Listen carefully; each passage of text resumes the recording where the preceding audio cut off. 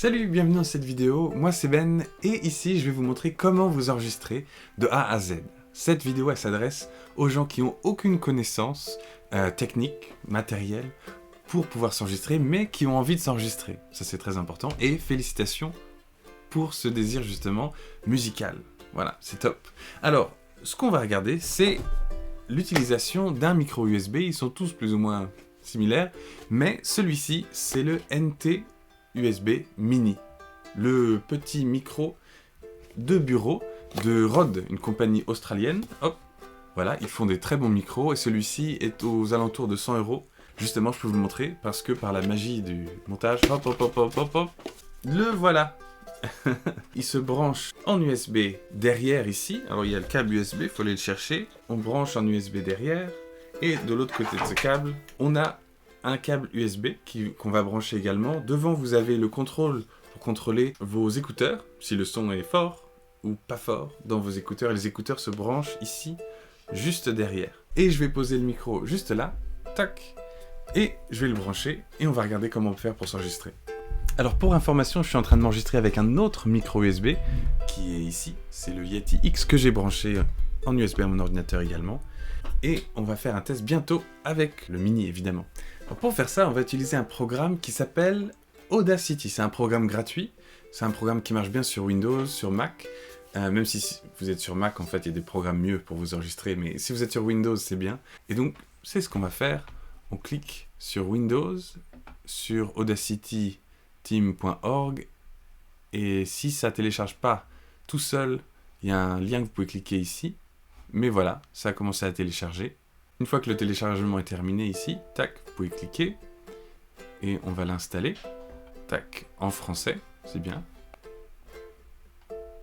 Suivant, suivant, suivant, suivant. Installé. Et voilà, on installe Audacity version 3.0.2. Et tac, nous voilà, il s'est ouvert sur l'autre écran, je vous le mets ici. Nous voici ici dans Audacity. Depuis que vous avez branché votre nouveau micro, il y a deux petites lumières sur le micro ici qui indiquent que le son est envoyé à vos écouteurs et que il y a un petit symbole USB ici, que le micro communique en USB avec votre ordinateur. Alors voyez ici à côté du petit logo micro, c'est là qu'on va devoir aller choisir notre micro. Alors, vous inquiétez pas, vous devriez en avoir moins que ça, mais il faut qu'on trouve le Rode. Voilà, microphone de bureau, Rode. J'ai beaucoup de micros, mais en même temps, c'est normal. Microphone de bureau, et ici, on peut choisir où le son sort, où est-ce que vous pouvez écouter ce qui arrive. Donc là, vous pouvez cliquer évidemment casque Rode, si vous branchez votre casque dans le casque Rode. Moi, là, juste pour pas avoir besoin de changer mes écouteurs de place, je vais rester sur les haut-parleurs du Yeti X. Mais vous pouvez, comme je l'ai dit, bien choisir casque Rode. Voilà. Donc on va tester microphone Rode, haut-parleur, ce que vous voulez. Et ensuite, on va cliquer sur le rond rouge pour enregistrer, ou bien sur R. C'est parti. Come with me on an ukulele road trip. Yes, it'll be very, very nice, maybe. Not hopefully. Viens avec moi sur un ukulele road trip, mon ami. Ça sera vachement sympa si ça l'est pas. Tant pis. Voilà. Hop, ça suffit. On va écouter ce que ça donne.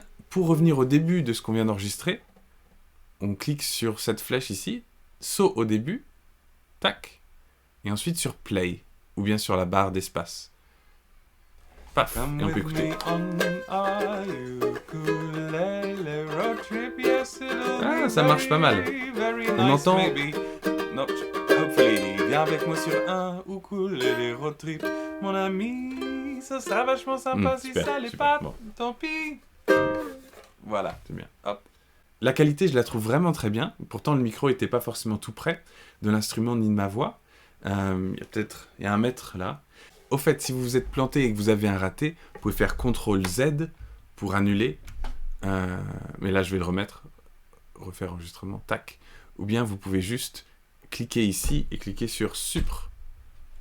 Et ensuite, recommencer à enregistrer autre chose. Tac.